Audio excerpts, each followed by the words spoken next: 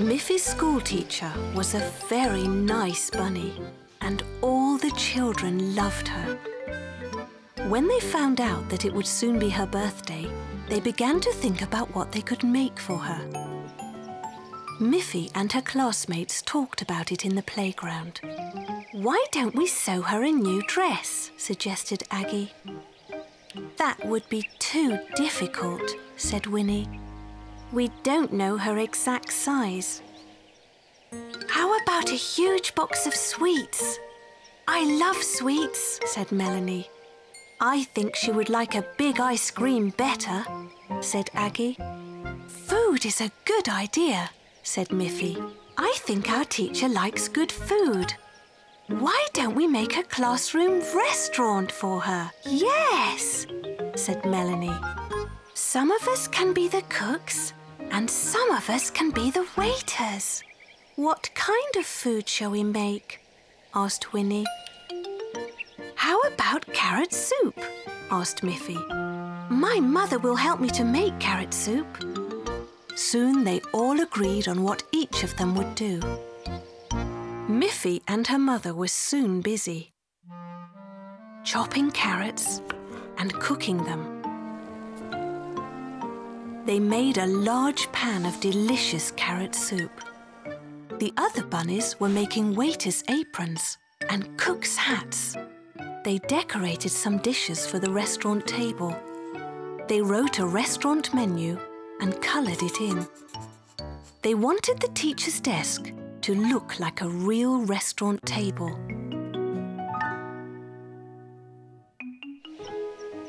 When the day of the teacher's birthday came, all the little bunnies were giggling and whispering together. Their teacher wondered what was happening in her classroom. Then, all the little bunnies began to sing. "Happy birthday to you, happy birthday to you, happy birthday, dear teacher, happy birthday to you." The teacher was so surprised. "How nice of you all to remember," she said. She was very happy. "We have a special surprise for you," said Melanie. "Yes, we are going to make a birthday restaurant dinner for you, right here in our classroom," said Miffy. So they put a beautiful tablecloth on the teacher's desk, and a candlestick, and a menu card. The decorated dishes, a glass for water, and a knife, a fork, and a spoon. "Thank you, children," said their teacher. "This is a beautiful and original restaurant, and I really like it." Then she looked lovingly at all her students. But she felt a little sad that all of her pupils were standing there to watch her eat. So she said, "I think I would enjoy this even more if all you cooks and waiters joined in. Why don't you push all your desks together and then we can all sit down at the same table? I think there's enough of this lovely carrot soup for us all." The teacher got some bowls and spoons from the school kitchen, and she and all the little bunnies enjoyed the wonderful meal. There was enough delicious carrot soup for everyone. It was the grandest birthday party ever in their classroom.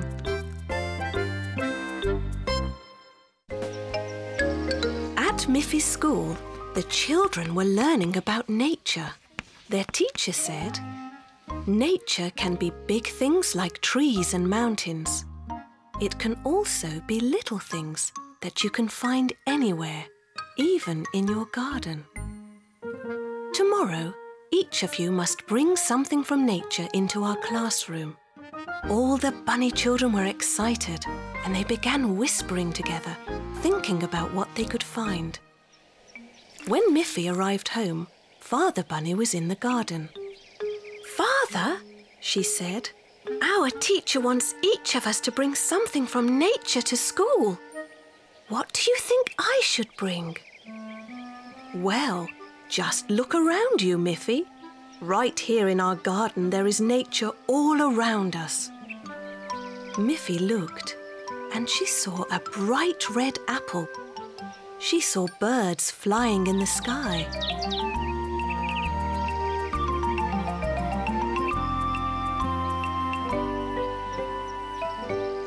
She saw a little worm crawling out of the ground. She saw some beautiful stones. And of course, there were many flowers all around. She didn't know what she should choose. Her father said, "In the morning, why don't you pick a nice red apple? After you show it to your class, you can eat it for lunch." Miffy thought that was a clever idea. In the morning, she went out into the garden, and just as she was about to pick the apple, a beautiful butterfly landed right on her arm. "That's it," whispered Miffy. "I'll bring this beautiful butterfly to my class." So she walked slowly and quietly towards her school, being very careful not to frighten the butterfly. "Good morning, Snuffy," whispered Miffy. "You can walk along beside me, but you must be very quiet." Snuffy wagged her tail happily. She gave a little bark. And the butterfly flew away. Miffy was very sad.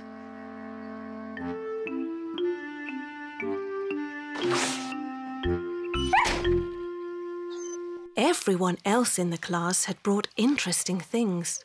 Melanie had found an empty bird's nest.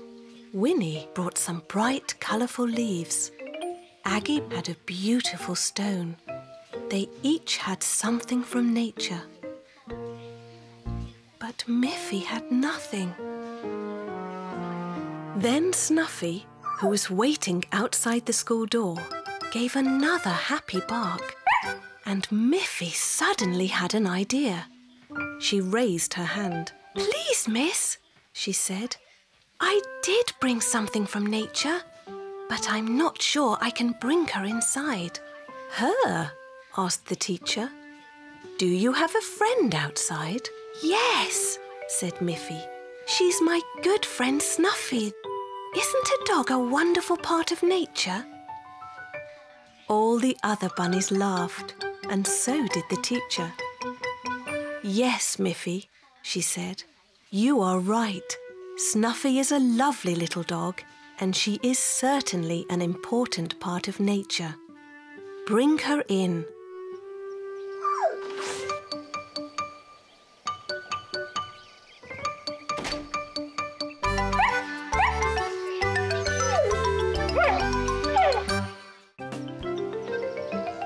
One morning, Miffy was awakened by her mother, who whispered, "Miffy, get up. Today is your father's birthday, and I want to bake him a chocolate birthday cake." "Oh, what fun!" said Miffy. "Father loves chocolate cake, and so do I. May I help you bake the cake, Mother? And may I lick the spoon?" "Yes, yes, Miffy dear," said Mother Bunny. "But the problem is, I have no chocolate and not enough butter or flour. Could you go and ask Auntie Alice for some?" "Oh, yes, Mother. Auntie Alice is always baking cakes, so she will surely have those things." Mother Bunny gave Miffy a basket and said, "Shall I write a list for you? I can remember them by myself. Chocolate, butter, and flour," said Miffy's mother. "Yes, flour," said Miffy. "I was just going to say flour." "All right, Miffy, off you go," said her mother. "But remember, no flour, no cake." Miffy took the basket and repeated to herself, "Chocolate, butter, flour. Chocolate, butter, flour."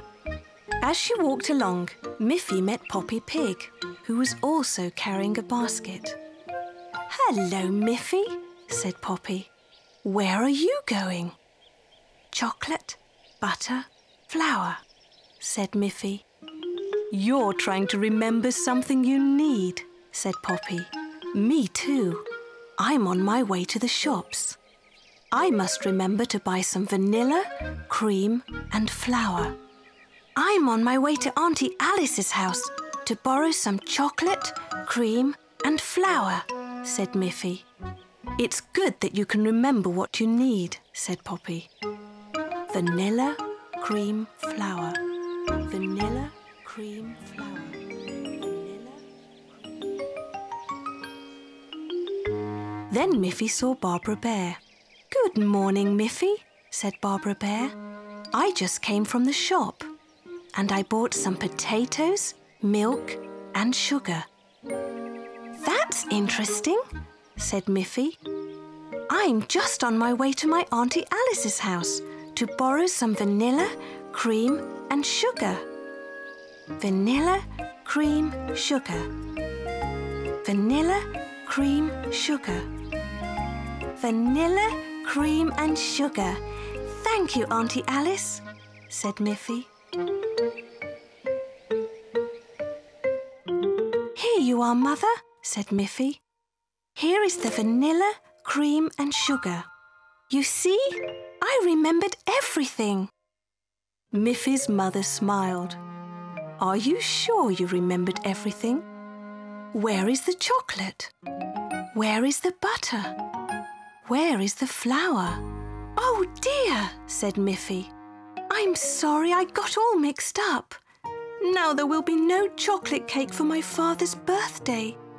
Don't cry, Miffy dear, said her mother.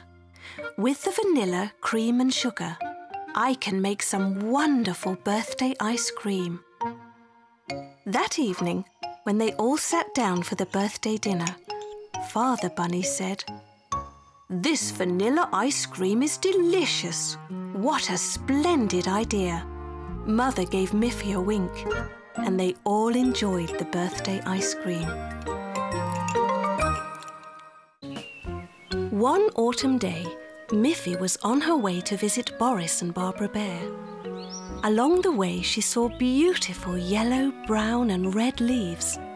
How beautiful they look, she thought. I would like to put them into picture frames and hang them on the walls. Miffy began to gather up the most beautiful leaves.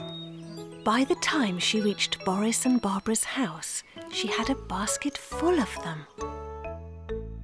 Hello, Boris. Hello, Barbara. Look what I have. Autumn leaves in many bright colours.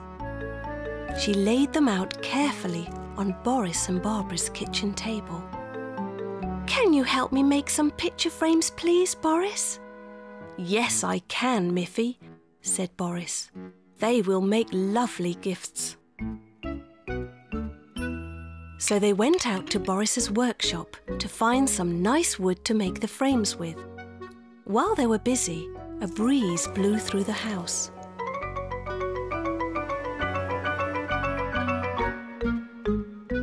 Oh dear, said Miffy. Where are all of my leaves? That's funny, said Barbara. But look, Miffy, we still have 6 leaves left. 1, 2, 3, 4, 5, 6. That will be plenty, said Barbara. Let's go and finish the picture frames. But as they went to finish the picture frames, a bird flew in and took away another leaf.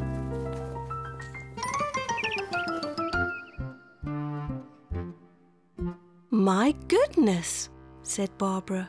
We had 6 leaves left, and now we only have 5.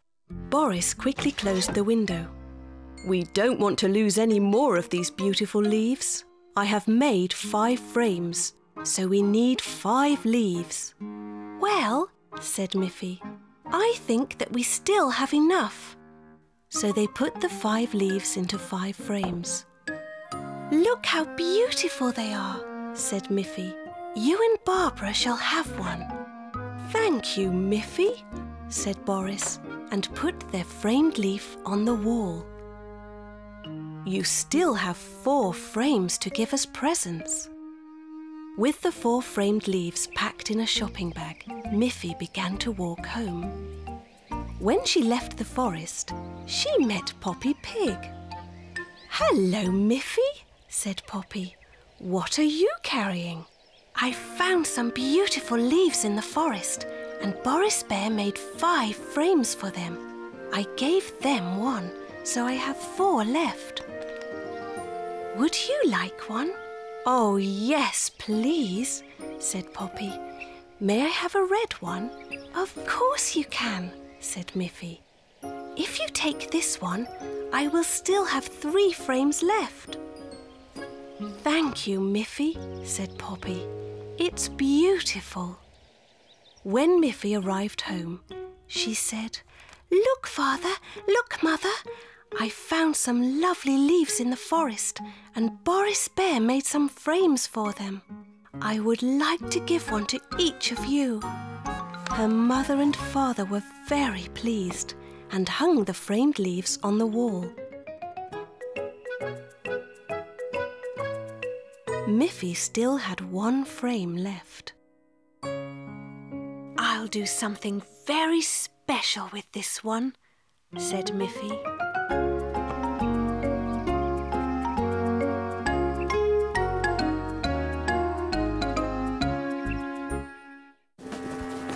It was a very windy day at the beach. Miffy and her father were pulling Miffy's little wagon, but the wind was blowing so hard that it was very difficult to pull. Miffy was very tired from pulling the wagon. Miffy said, "Father, isn't this a good place for our tent?" "Yes," said Father Bunny. "But because the wind is blowing so hard, it will be difficult to put up the tent." They worked together, and soon the tent was up, and they put all of their things inside to protect them from the wind.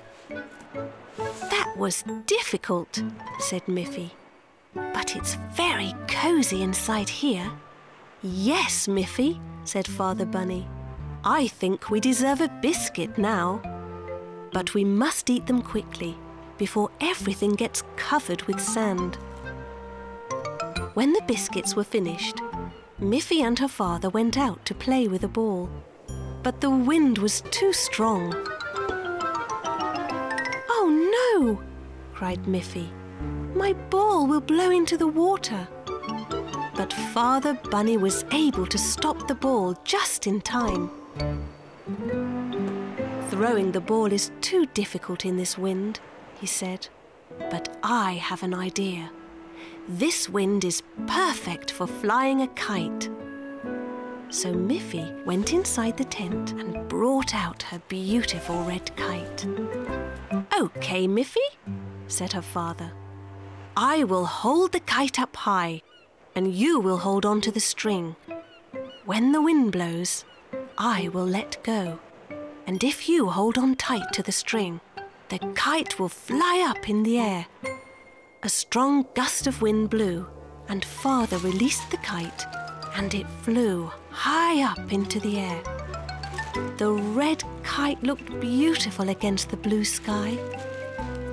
But the wind was very strong, and the kite danced this way and that in the air.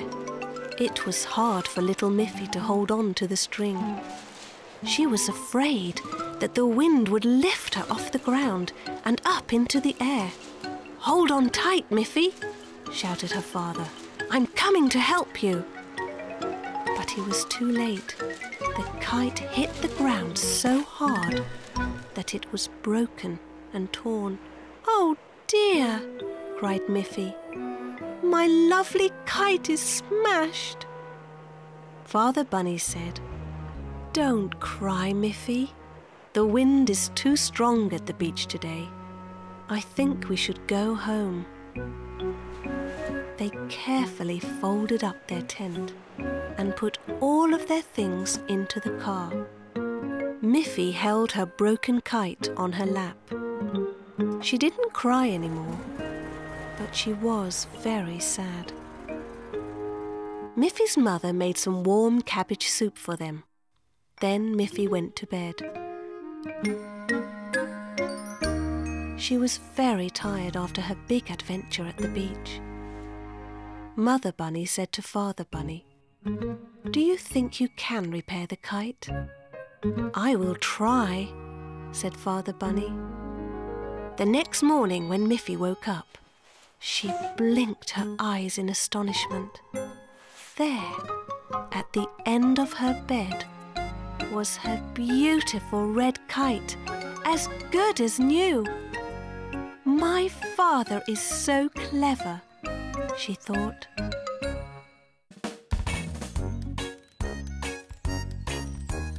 Miffy, Miffy, Miffy, run! With her friends she's having fun. Snuffy, grunty, Boris Bear, Poppy